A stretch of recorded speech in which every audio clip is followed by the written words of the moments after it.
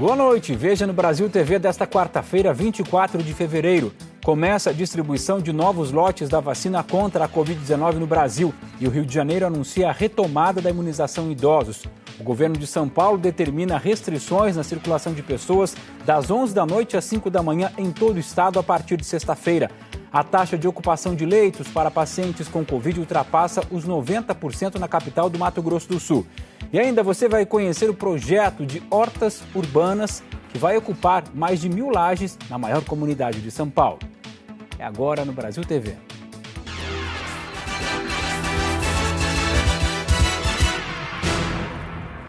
$2 milhões de doses da vacina Oxford AstraZeneca que chegaram da Índia para a Fiocruz já estão sendo distribuídos, São os 2 milhões para os estados. Já também começou a entrega de 1.200.000 doses da Coronavac, feitas pelo Instituto Butantan. As doses destinadas ao estado do Rio, que são 134.000, vão ser usadas na capital. E a prefeitura, inclusive, já anunciou que retoma amanhã a imunização dos idosos. O Ministério da Saúde já começou a distribuir os 3.200.000 novas doses da vacina para os estados. No Paraná, as caixas chegaram ao aeroporto por volta das 10 da manhã, com 102.000 doses da vacina Oxford AstraZeneca. A Bahia também recebeu essa manhã novas doses da vacina produzida pela Universidade Britânica. Já Minas Gerais recebeu 2 carregamentos, com doses da Coronavac produzidas pelo Instituto Butantan e da vacina de Oxford AstraZeneca. Essa nova remessa de doses da vacina Oxford AstraZeneca chegou ontem da Índia e foi levada para a Fiocruz. À noite, as vacinas ganharam etiquetas em português e passaram por protocolos de controle de qualidade. A fundação disse que o último caminhão com as vacinas saiu da sede da instituição à 00:20 para o centro de distribuição do Ministério da Saúde no Rio. O Instituto Butantan já tinha disponibilizado nesta terça-feira ao Ministério um novo lote com 1.200.000 doses da Coronavac. Por causa da grave situação da pandemia no norte, um fundo estratégico destina 5% do total de doses para a região. 70% vão para o Amazonas, 20% para o Pará e 10% para o Acre. O Ministério da Saúde disse que a nova remessa de vacinas da Coronavac inclui as 2 doses. Por isso, recomendou que estados e municípios reservem metade do lote para a segunda aplicação, entre 2 e 4 semanas depois da primeira. Já as vacinas de Oxford AstraZeneca podem ser usadas todas de uma vez só, já que o prazo para a segunda dose é um pouco maior, varia de 8 a 12 semanas. Somando os novos lotes do Butantan e da Fiocruz, o estado do Rio vai receber pouco mais de 314.000 doses. 44% delas irão para a capital, onde a campanha volta amanhã. A prefeitura anunciou a retomada no calendário depois de uma semana sem vacina. Amanhã serão vacinados os idosos de 82 anos. Na sexta, os de 81. No sábado, os de 80. Aqueles cidadãos cariocas com mais de 80 anos também, que não tiveram oportunidade ainda de se vacinar, podem buscar as nossas unidades de saúde e a estratégia de drive-thru para se vacinar no sábado. Até agora, pouco mais de 6 milhões de brasileiros receberam a primeira dose de alguma das 2 vacinas. Isso representa menos de 8% das cerca de 77 milhões de pessoas que integram os grupos prioritários e menos de 3% da população. E hoje o Instituto Butantan enviou mais 900.000 doses da Coronavac para o Ministério da Saúde. Até domingo vão ser mais 3 remessas de 600.000 doses a cada dia. São Paulo, que é o estado mais populoso do país, vai ter novas regras para restringir a circulação de pessoas durante a noite e também a madrugada. As medidas foram tomadas para tentar conter o avanço da Covid-19 em meio à pressão no sistema de saúde no interior do estado e na região metropolitana. A Luísa Vaz é quem conta para a gente.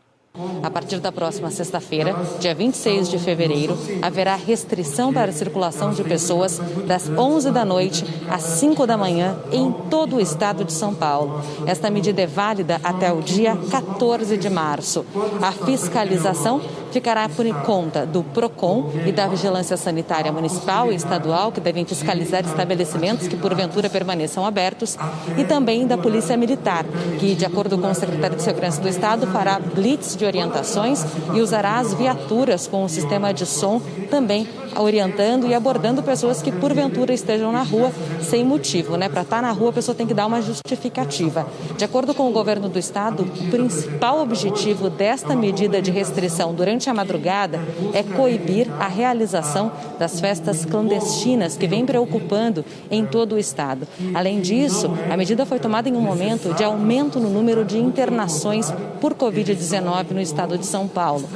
Agora, neste momento, nós temos o recorde de pessoas na UTI aqui no estado. No total, são 6.657 pacientes internados em unidades de terapia intensiva. É o maior número desde o início da pandemia. O pico registrado até então era em julho do ano passado, com pouco mais de 6.200 pacientes. De acordo com o secretário de Saúde do estado, nos últimos 3 dias, em média de 100 pessoas foram internadas nas UTIs no estado de São Paulo e, por isso, há uma preocupação.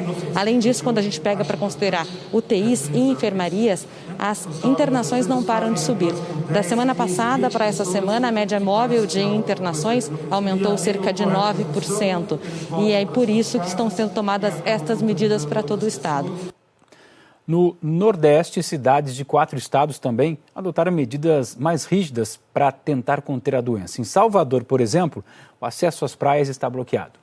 No Piauí, o governo do estado decretou toque de recolher a partir de hoje, entre 11 da noite e 5 da manhã. A medida vai vigorar até o dia 4 de março. Nos fins de semana, as atividades econômicas presenciais estão suspensas. A situação é mais grave na capital, Teresina, onde 92% dos leitos de UTI para a Covid estão ocupados. No interior do estado, a taxa está acima de 74%.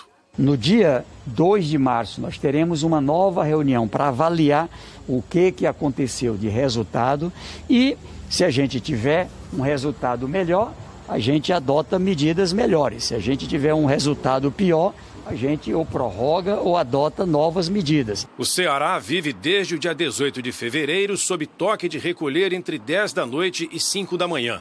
Espaços públicos como praças, calçadões e parques são fechados às 5 da tarde. As restrições vão até o dia 28 de fevereiro. A Bahia entrou hoje no 6º dia do toque de recolher, que proíbe a circulação de pessoas nas ruas das 10 da noite às 5 da manhã. Apenas atividades essenciais podem funcionar nesse horário. O decreto estadual vai até domingo. As equipes de fiscalização já autuaram 60 pessoas por descumprimento. Em Salvador, entrou em vigor hoje uma das principais medidas restritivas tomadas pela prefeitura. Todos os 64 quilômetros de praias do município estão fechados e vão permanecer assim até a próxima terça-feira. Está fazendo um ano que as praias da capital baiana foram interditadas pela primeira vez por causa da pandemia. Só meses depois, elas começaram a ser liberadas gradativamente. A população obedeceu à determinação e as praias ficaram vazias pela manhã. Apenas alguns banhistas tiveram que ser retirados da areia pela guarda municipal. Não tá vendo aglomeração, né? Então achei tranquilo, mas eu sei que tem que respeitar, né? Tem que respeitar mesmo. A gente sabe quem está passando por um momento difícil. A prefeitura está isolando com tapumes as praias mais frequentadas. Parques públicos e quadras esportivas também estão fechados. A gente precisa da colaboração da população, porque essa fiscalização ela não se faz de forma unilateral com a ação da prefeitura, mas sim em conjunto, com apoio, com a colaboração e com o entendimento de toda a população. Em Pernambuco, as medidas restritivas vão atingir 63 cidades do interior. Pelo menos 2 municípios da região do Sertão do São Francisco também, ou melhor, já estão sem leitos disponíveis, né, e com a lista de espera para pacientes com Covid-19. Dos 47 leitos de UTI que existem em Petrolina, 31 estão com pacientes, sendo 21 moradores da cidade e 10 de outros municípios da região. A taxa de ocupação até ontem era de 70,21%. Em uma rede social, o prefeito Miguel Coelho pediu consciência à população para evitar que os números da Covid aumentem. A nossa luz amarela, o alerta, ligou. Nós estamos com mais de 70% dos leitos ocupados de UTI e precisamos, mais uma vez, pedir a todos vocês para que possam ter a consciência de poder tomar todas as medidas de cuidado. Em outros municípios do Sertão, a situação é ainda mais preocupante. Em Araripina, por exemplo, todos os leitos de regulação ou de UTI estão ocupados e os pacientes sem previsão de alta médica. O município já tem quase 4 mil casos de Covid confirmados e 60 pessoas morreram por causa da doença. A secretária de Saúde, Roberta Falcão, explica que existem 70 leitos, 40 de clínica médica e 30 de UTI, e que desde o início da semana não há mais nenhuma vaga. A gente está realmente bem preocupado com essa situação e com o comportamento da população. A gente não está vendo realmente uma colaboração maior da população, está vendo realmente um relaxamento e a gente realmente vai sentar para estar discutindo isso o mais rápido possível. A situação em Belém do São Francisco também é de alerta. Com 398 casos e 7 mortes, os leitos destinados a pacientes do município em hospitais da região estão ocupados e já há uma fila de espera. Foi preciso adotar medidas mais restritivas, como o toque de recolher. Das 10 da noite até as 5 da manhã, os moradores não podem sair de casa. O governo do estado determinou que a partir de sexta-feira, 63 cidades do Agreste, Mata Norte e do Sertão Pernambucano vão enfrentar medidas mais rigorosas por conta do aumento de casos da Covid-19. Então a gente pede para que todos vocês sigam as orientações, realmente estejam atentos a todas as ações de promoção, de prevenção, que são aquelas básicas mesmo, é o básico que funciona. Lavagem das mãos, uso de máscara, distanciamento social. O governador do Distrito Federal, Ibanez Rocha, disse ontem que pode fechar a divisa com os municípios de Goiás. Essa declaração provocou uma reação imediata do governador de Goiás, Ronaldo Caiado. A fala de Ibanez foi publicada ontem, às 5h40 da tarde, pelo portal Metrópolis. O governador disse, abre aspas, a crise está tão dramática quanto no ano passado e é necessário agir. Preciso que o governador de Goiás cuide de nossa população, senão fecharemos a divisa. Fecha aspas. Ibanez afirma que 25% das internações de UTI no DF são de pacientes do entorno, especialmente de cidades goianas. O governo de Goiás está negligenciando seus pacientes. Sem leitos de hospitais, transfere a obrigação de cuidar de sua população a nós, do DF. Não me furto a essa missão, mas está chegando a um ponto em que a gente precisa chamar a atenção do governador. À noite, o governador de Goiás, Ronaldo Caiado, divulgou uma nota. Diante de um momento tão delicado vivido por todos nós, onde a maioria dos governadores se dão as mãos para ajudar os que mais necessitam, causa repúdio e nojo ler uma declaração estapafúrdia do governador do DF, Ibanez Rocha, de que vai fechar as fronteiras do DF com Goiás.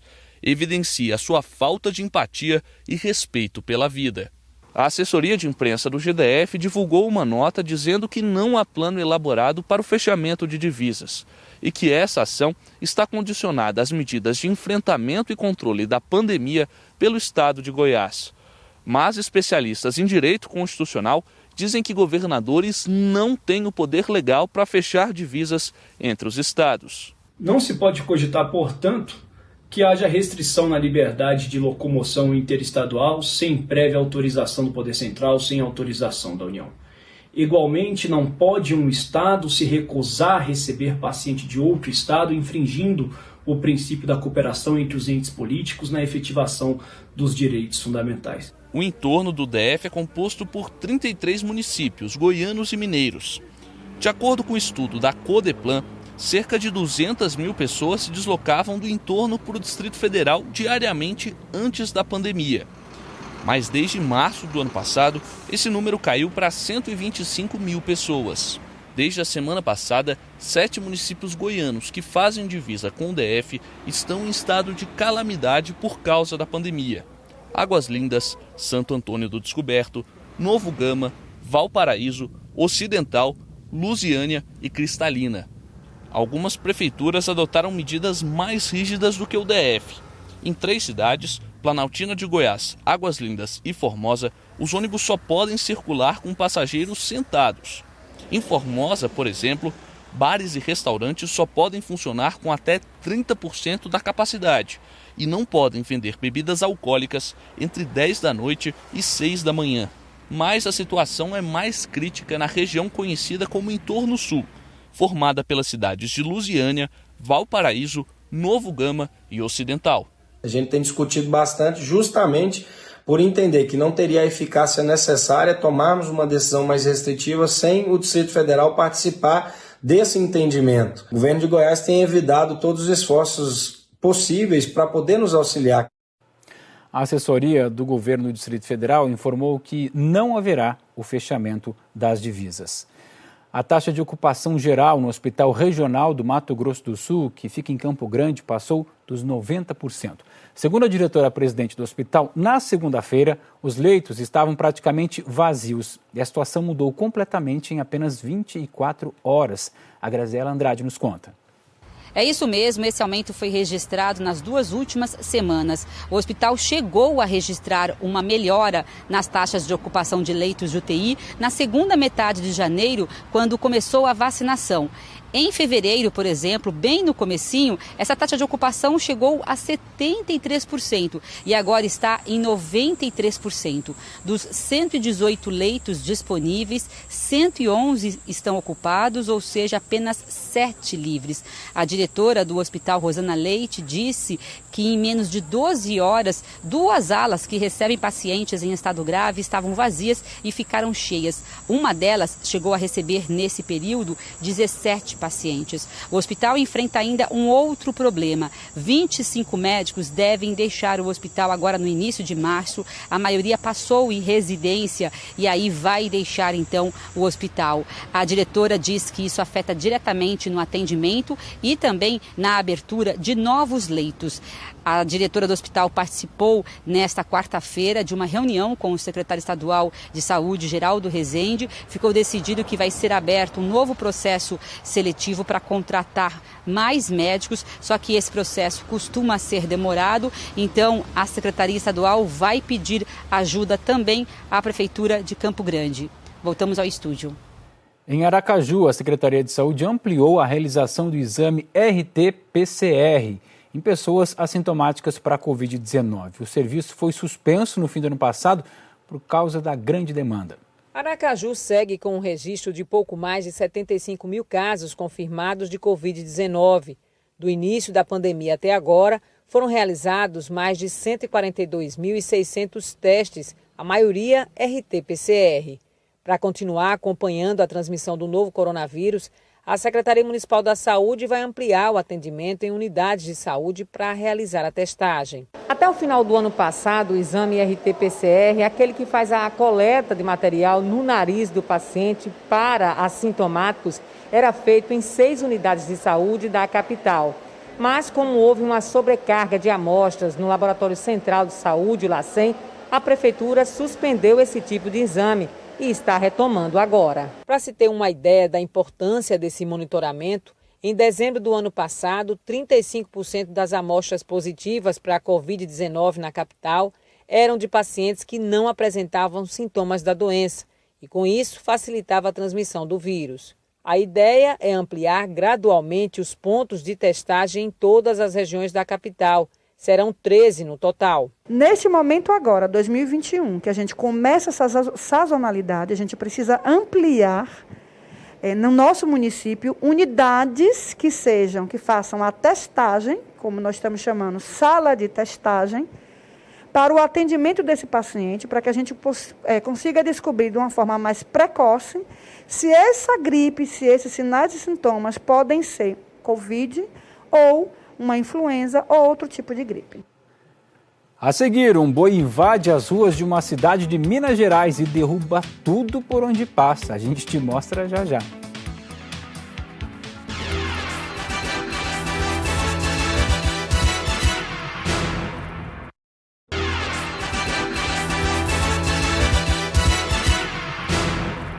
Brasil TV de volta com um levantamento feito pelo Sindicato do Comércio Varejista de Mogi das Cruzes, que fica na região metropolitana de São Paulo.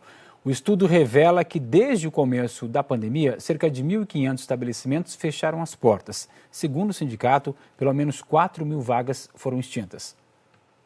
Nas ruas do centro de Mogi das Cruzes não é difícil encontrar um comércio assim, com as portas fechadas e uma placa de vende-se ou aluga-se, uma realidade que preocupa muita gente.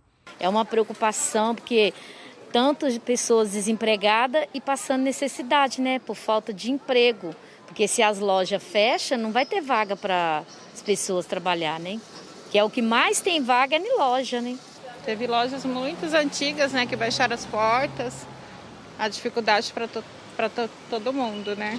Esta comerciante do setor de peças automotivas conta que o faturamento diminuiu, mas ela conseguiu manter a loja aberta. Nós estamos conseguindo vencer, entendeu? Estamos lá na luta, né? E graças a Deus está indo bem. Já para o seu Ocimar, a pandemia trouxe bastante prejuízo. Depois de 15 anos, ele precisou fechar a loja de roupas femininas voltadas para a terceira idade, que funcionava perto da Santa Casa de Mogi. Ele conta que as clientes não iam mais ao comércio e também tinham dificuldades de fazer as compras online.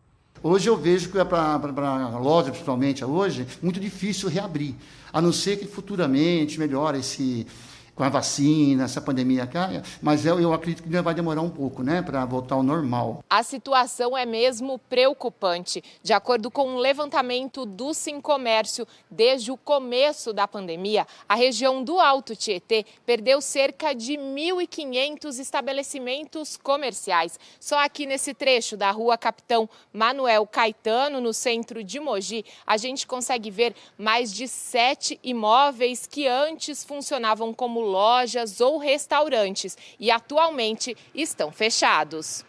De acordo com o presidente do Sincomércio, a entidade acredita que o reflexo em empregos represente 4.000 vagas a menos nas cidades da região. Mais sofreu foi vestuários, né, calçados e serviços no começo da pandemia.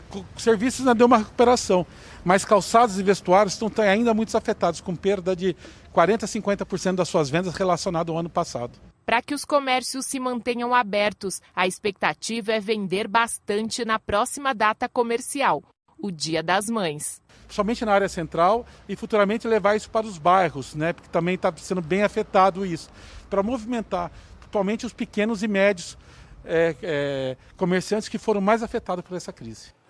Agora preste atenção nessa história. Um boi descontrolado causou vários estragos em Minas Novas, lá no Vale de Jequitinhonha, em Minas Gerais. Olha só. Uma mulher teve que sair correndo do carro quando percebeu a aproximação do animal.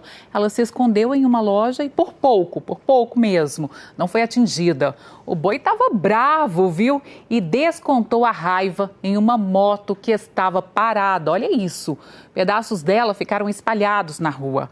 Os moradores tiveram que laçar o animal para tirar de dentro de uma mercearia.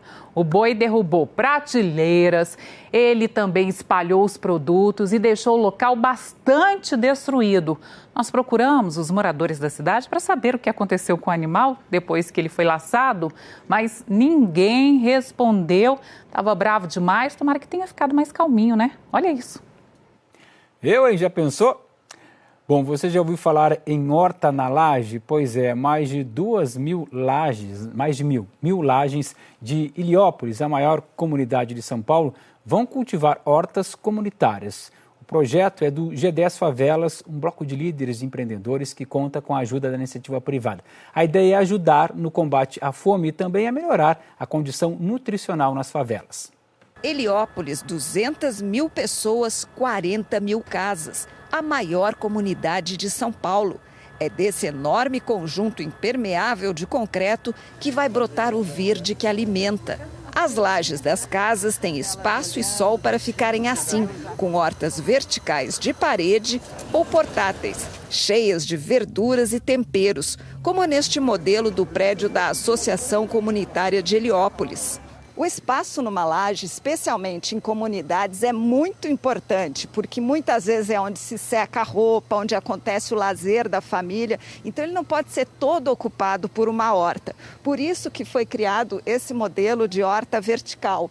Ocupa um mínimo de espaço e aqui é possível ter 40 verduras diferentes ao mesmo tempo. A fonte de água está aqui no reservatório, são 50 litros, dura mais de um mês e a pessoa planta de semente ou então mudinhas desse tamanho e pouco mais de um mês depois já pode colher. Com o cultivo, os moradores podem comprar ou receber a horta vertical como doação da campanha Adote uma Horta. Nós temos cerca de 60 pessoas querendo adotar famílias, mas o nosso desafio é muito grande. O processo é muito fácil, porque ela utiliza apenas água, é mais saudável e a pessoa economiza muito. Então, as famílias que precisam de se alimentar e ter uma alimentação saudável, podem ter acesso a isso através desse protótipo. Hoje, o projeto de horta comunitária foi lançado em Heliópolis. Foi a segunda comunidade a receber a ação. A primeira foi Paraisópolis, em dezembro do ano passado, e onde hoje é cultivada uma horta com mais de 900 metros quadrados. São mais de 60 espécies, plantadas em caixas, canteiros e tem até uma horta vertical. Os moradores cadastrados podem levar para casa o que já estiver no ponto. Hoje, em Heliópolis, teve uma colheita simbólica e alguns moradores ganharam hortas por adoção que vão poder cultivar em casa. É uma economia muito grande, que só de você não ter uma alface em casa, você tem em casa uma plantação, uma hortinha, já ajuda, né? Na comunidade tudo está difícil hoje. Tudo está difícil. O alimento está difícil, o legume está difícil, a verdura está difícil. Então eu acredito que cada pedaço, cada muda dessa que vai para uma mesa de uma família hoje é extremamente importante. Vou cuidar com todo carinho. O Brasil TV fica por aqui. Outras notícias do Jornal Nacional, que começa às 8h30 da noite, horário de Brasília. Para você uma boa noite e a gente se vê de novo amanhã.